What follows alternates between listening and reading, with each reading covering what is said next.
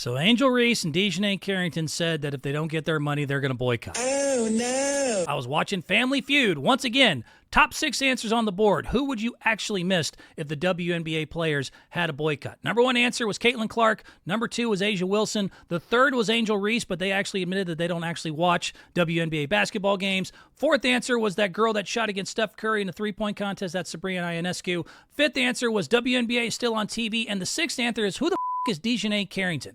I am really trying to not get too upset with you ladies, but Angel Reese, you are a Dennis Rodman, man. Caitlin is the Steph to the league. A'ja is the LeBron to the league. Caitlin with her logo threes, her exciting passing, and all her attention, 25% of the total revenue just last season. A'ja, the MVP, best player in the league currently. She's LeBron, Caitlin Steph. You are Dennis Rodman. Both were big personalities that play in Chicago and had a very love-or-hate relationship with the audience, which made them very popular and very talked about and very famous. They were both winners, but neither was an exceptional talent, at least offensively, in any way that is fun to watch or sells tickets. You are a great defender. You're a great rebounder. You're a glue girl. You're a glue girl. Teammates love you. And you are great as a side pairing. As a mashed potato, you are absolutely awesome to add onto a steak. But if you didn't play, you would get talked about. But the idea that you really think that you move the needle the way that, again, there's a handful of girls that actually move the needle. Caitlin Clark, A'ja Wilson, I'll say last year's champ Sabrina, like it's a small number of people that would actually be missed. Angel Reese would be talked about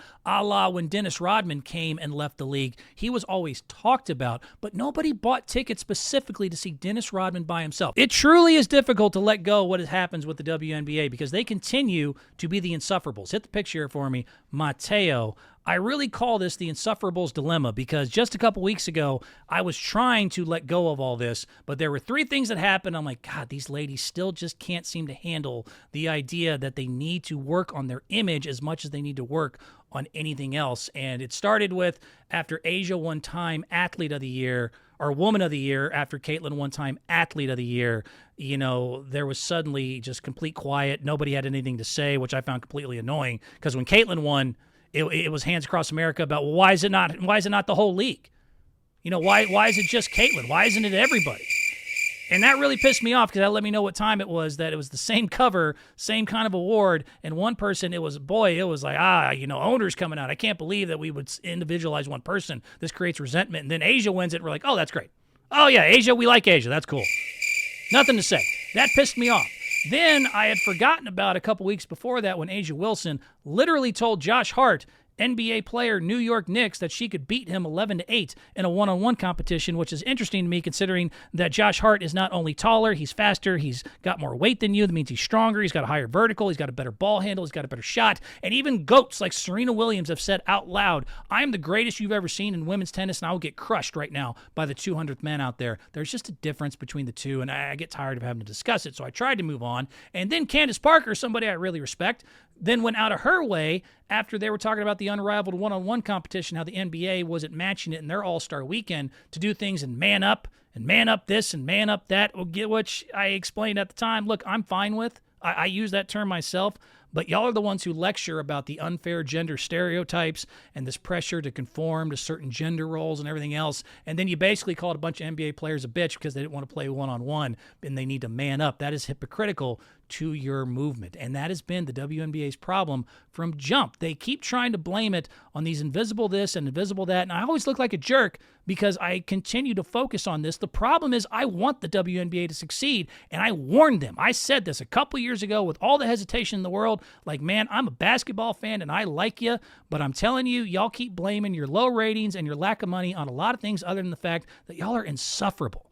Insufferable. The meaning of insufferable, just so you know, means you're intolerable, that you're showing unbearable arrogance or conceit, extremely annoying, unpleasant, or difficult to bear. That is basically the behavior of the WNBA consistently as they have fingers out, they have palms out, and they have nothing, including a mirror to look at to get any level of accountability. It is just a frustrating time trying to root for the WNBA. Saying all that, Angel Reese and Dijonai Carrington have entered the chat. This came out a couple days ago. Trying to let it go, but they said they're going to boycott if they don't get more money in the new CBA. Hit this for me. This was on Angel's podcast the other day. Angel and Dijonai said they're going to boycott. Y'all benefited from everything. Y'all youngins benefited from NIL. What does that mean? We deserve more. Of course, Everybody. I agree. Everybody. I agree with that. But we got to face the consequences. What? Damn, we got to get it out the Y'all mud gotta like deal y'all. with something. Y'all gotta do something. But the women coming in, not this year, but next year, or because the ones coming in this year will still be on the rookie contract again. Mm-hmm. The ones that the year after, they gonna get more. They probably gonna be making more than us. No, they are. I'm hurt. They are. Like, yeah. I've been in the meetings. They are. I need to get in the. I need to get in the field. You need to come to the I meetings. gotta get in the meetings because I'm hearing like, they don't give us. If y'all don't give us what we want, like, we sitting out. That's a possibility for real. Yeah. It was kind of a possibility on the last one, but like now I feel like just with the leverage that we have right now, and it's just a time that women's basketball is going crazy. They're really it's gonna be a time next year. Ooh, so I'm excited. But we deserve it. I'm excited. So Angel Reese and Dijonai Carrington said that if they don't get their money, they're going to boycott. Oh, no. Well, I don't know what to tell you. The WNBA has a short list of stars that could actually make that threat, and sadly, Angel and Dijonai aren't on it. Just the other day, hit this picture here for me, Mateo. I was watching Family Feud. Once again, top 6 answers on the board. Who would you actually miss if the WNBA players had a boycott? Number 1 answer was Caitlin Clark. Number 2 was A'ja Wilson. The third was Angel Reese, but they actually admitted that they don't actually watch WNBA basketball games. 4th answer was that girl that shot against Steph Curry in the three-point contest. That's Sabrina Ionescu. 5th answer was WNBA is still on TV. And the 6th answer is, who the fuck is Dijonai Carrington? I am really trying to not get too upset with you ladies, but Angel Reese, as much as I root for you and I try to kind of smooth out the rough edges with the, cheering for you, you are a Dennis Rodman, man. You are not like, Caitlin is the Steph to the league, and A'ja is the LeBron to the league. Caitlin with her logo threes, her exciting passing, and all her attention, 25% of the total revenue just last season. A'ja, the MVP, best player in the league currently, and is, again, just perfectly constructed, high IQ, great player. She's LeBron, Caitlin, Steph. You are Dennis Rodman, and I don't know what to tell you. You are so similar, it's almost fascinating, because both were big personalities that play in Chicago and had a very love-or-hate relationship with the audience, which made them very popular and very talked about and very famous. They were both winners, but neither was an exceptional talent, at least offensively, in any way that is fun to watch or sells tickets. You are a great defender. You're a great rebounder. You're a glue girl. You're a glue girl. Teammates love you. And you are great as a side pairing. As a mashed potato, you are absolutely awesome to add onto a steak. But if you didn't play, you would get talked about. But the idea that you really think that you move the needle the way that, again, there's a handful of girls that actually move the needle. Caitlin Clark, A'ja Wilson, I'll say last year's champ Sabrina, like it's a small number of people that would actually be missed. Angel Reese would be talked about, a la when Dennis Rodman came and left the league. He was always talked about, but nobody bought tickets specifically to see Dennis Rodman by himself. If he was with Michael Jordan, that's awesome. If he was with Isaiah Thomas, that's awesome. But nobody was going out of their way to watch Dennis Rodman try to score 30 points or play an exciting game. He is a glue person. You're a glue person. The league, it is so hard to get past the elephant in the room with all of this discussion. And I think that is what really, again, gets into what riles me up so much, because I always get accused of all sorts of things that I don't think I am and I don't think are the issue. If you can hit the next picture for me, Mateo, it's hard to ignore this elephant.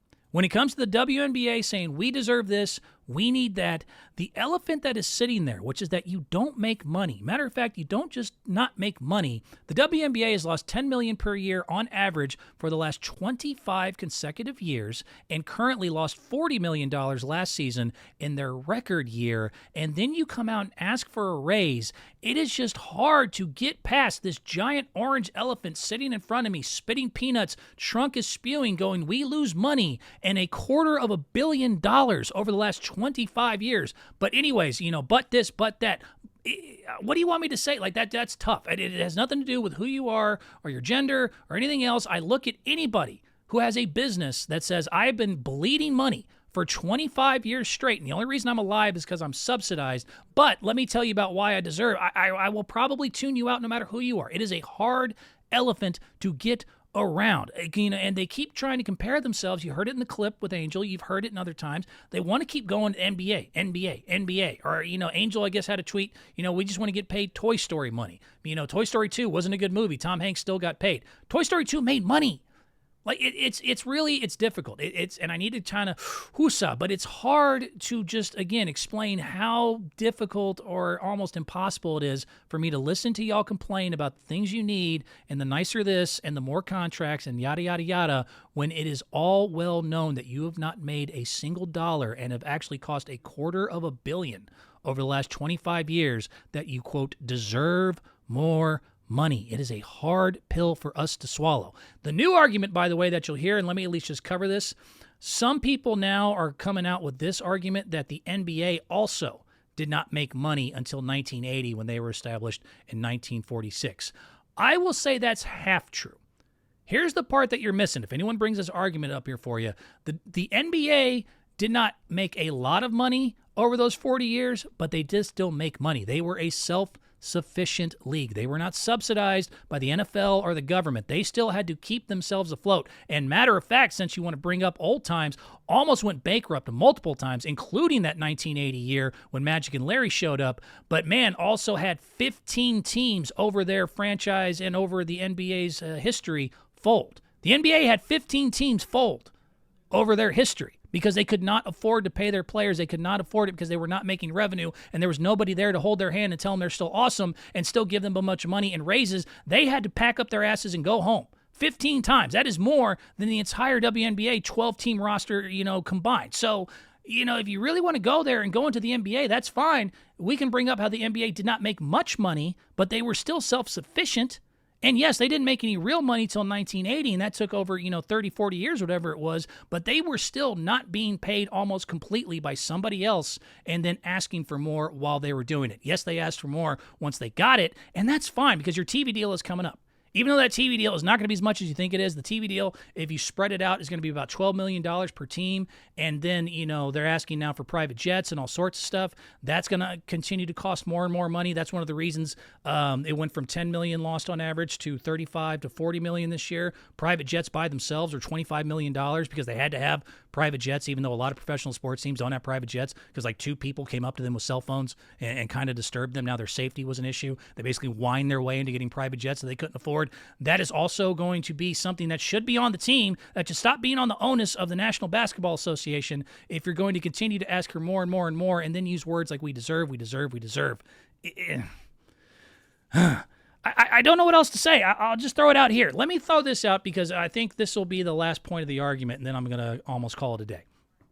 The idea that this is a woman thing is what they always will revert to, and it's definitely the most frustrating part of this. So the best example I can bring up, and I think other people should bring up, when we just roll our eyes at the WNBA hemorrhaging money for 25 years, asking for more and comparing themselves to other, businesses that actually make a profit. Let's just keep it a G. Hit the picture here for me, Mateo. Let's take away the anti-woman thing and let's just keep it a G. Let's keep it in the G League because that's the best comparison we can go with. And some of y'all will balk at that, but hear me out. The NBA G League is also subsidized by the NBA. The NBA G League also has very hardworking people. The NBA G League also has former NCAA All-Stars. They have a full rosters of passionate and wonderful people, but they are also a business that cannot sustain themselves and rely on the National Basketball Association to pay their contracts. Is any of this ringing a bell? Which is even more of a fun fact is that until 2 years ago, they were actually getting more attendance than the WNBA and making less money. The Texas Legends' average attendance in 2022 was more than 75% of the WNBA teams. At their 5,840, they had more average attendance than the Aces, Liberty, Sparks, Suns, Dream, Fever, Mystics, or Wings. And currently, we're making $40,500, which is a little bit different than the WNBA's average salary of $102,751. And oh, by the way, played in more games as well. No private jets, no pampering, no one listening to them complain. Matter of fact, if anybody from the Texas Legends did come up to anyone like me and said, hey, man, dude, I want to make more money. This isn't fair. I need private jets. I'm just as good as the NBA players. I would tell you, no, you're not. No, you don't. I'm in the G League MVP. I'll bet I can beat Giannis Antetokounmpo. No, you can't. Well, I deserve a bunch of money. I'm passionate. I really love this game. So do a lot of people. So do a lot of people in any job. The idea that you deserve it because you like it and you work hard, and it's just this naivete that's I mean, look, talk to nurses, talk to teachers, talk to firefighters in California and ask them how they're doing with their paychecks. Do they deserve more? Ask people in the food service industry, the hospitality industry. How about in entertainment, podcasters? You know, I worked my ass off, believe it or not, on this, and 99% of podcasters don't get paid at all. Only 1% actually makes a decent living off podcasting. You don't hear me going to Bill Simmons or Joe Rogan asking them for more money because I don't earn it yet. Jerry Seinfeld back in 1989, when it was the Seinfeld Chronicles, everyone knows about the money he made. Nobody knows in 1989, they actually called the show the Seinfeld Chronicles, in his first season only made $20,000 an episode. It took 9 seasons to get to that $1 million contract that everybody loves to bring up now. But I mean, you know, I don't know what to say. Y'all keep wanting to make us the issue. You keep wanting to make men the issue. You want to make the patriarchy the issue. And then when we have any sort of hesitation or pushback, it just gets thrown in your face. And I think people are getting tired of it. You have an image issue that goes way beyond professional sports, women, basketball, or anything else, because there's a lot of women making a lot of money in professional sports currently. Tennis, Coco, and Osaka are like top 5, including the men. UFC, Ronda Rousey still has 2 of the highest paychecks ever in UFC history in her fights, making like $4 and $5 million a fight. U.S. women's soccer now gets paid just as much as the men's soccer team because they earned it and they deserved it. They got equal pay now. NCAA, NIL deals, Livy Dunn is like 4th or 3rd out of all college athletes in money paid. Caitlyn just made $10 million in endorsements to go with her, you know, a little bit of WNBA contract. Simone Biles just made $10 million in endorsements. There are women making bank all over the place, and y'all aren't. And you continue to try to live in this bullshit narrative that it's all because of this and patriarchy and all that. And I mean, it's just fascinating because just one Google search will tell you it's the men doing the sport. That's the other part that really, I'll throw this out and I'll shut up. You know, the men are 60 to 70% of the audience currently in the WNBA. Currently. Men are 60 to 70% of the entire audience of the WNBA, ticket sales, jersey sales, everything else. Men are the ones supporting you. NBA players, the one that you bitch don't give you enough stuff, are by far the most supportive of any athletes, of anyone I've ever seen pushing WNBA, talking WNBA. I have never seen other athletes more supportive of any other league than NBA players of WNBA players. And women, meanwhile, are 80%, anywhere from 70 to 80% of all consumer money spent, and they are 30% of your audience. Yet every time y'all complain, you come to us. You come to the basketball fan, the one who does watch some of your games, the ones that do support you, the ones that do go out of their way to buy tickets. Somehow it's still our fault, and it's just, it's frustrating. I'm going to let it go. I'm going to let it go, but I mean, again, this is just bananas that we have to keep having this conversation. I don't know what else to say. Ladies, you have an image issue that needs to be worked on, nuanced, constructed, something, but y'all got to stop repeating the same stuff. I said this 2 years ago, and it just fell on deaf ears. They don't need to listen to me. They need a friend that'll actually talk to them. True friends actually, tell you what's going on. They don't silently watch you fail. You need somebody that you respect to put those numbers and all that, put them together and present them to you, because it's getting really hard to ignore all the elephants in the room. Speaking of animals, I got one quick little cute video. I'm going to call it. Okay, Mateo? I know he wants to wrap all this up. I got one cute video. Wait 1 second. I'm going to tell people about it. I have always said this, and I want to leave on a good note because I was getting kind of negative and cranky and bitchy, and people are probably going to be mad at me. I want to leave on a good note. Hope is a 3-legged dog. Hope is a 3-legged dog. What do I mean by that? Just the other day, I was watching a halftime show, and this went viral. Now hit the video. March 8th, at a basketball game, there was a race between several adorable little corgis. They got it done real quick, but there was one straggler in the back, 14-year-old named Yumi, who uses a wheelchair for support with his back legs. And it took him a little bit longer, but as the crowd cheered, he stole everyone's hearts and was able to just kind of steal the entire show. As they said, quote, "He may not have won this year's race, but Yumi certainly won his way into our hearts. It's an excellent lesson to make the best of what you're given." And this reminded me of something I've always said. Hope is a 3-legged dog, and people look at me cross-eyed when I say that. The reason I say hope is a 3-legged dog, because you ever seen a dog with 3 legs? You ever seen one? No matter how or why it happened, no matter how tragic, a 3-legged dog is always happy and is quickly able to move on. I mean, literally right after it happens. They don't get up and go, "Why don't I have 4 legs?" They don't resent other dogs that have 4 legs. They don't ask why. They don't sit and feel sorry for themselves. They can go to sleep with 4, wake up with 3, and within seconds are suddenly able to just keep it pushing. They'll just wake up and go, "Hey, what's for lunch? Can we go on a walk?" Probably a shorter walk, but can we go on a walk? The ability to say, I did not lose a fourth leg, I am grateful I still have three, is why I've always said hope is a three-legged dog. And yes, I know they're simple creatures, but there's a lesson to be learned in that just attitude and kind of perseverance that even a simple-minded kind of creature could give you. But just the idea that, you know, the resentment is just like drinking poison then waiting for the other person to die is a famous phrase for a reason. Just, you know, do what you can, make the best of it the way that, you know, little Yumi here made the best of it. He did his best. He's a winner. And I just thought it was a nice way to end the show here to let you and remind you that hope is a three-legged dog. All right, I got to go. You guys enjoy your day. We'll talk to you next week. Bye-bye.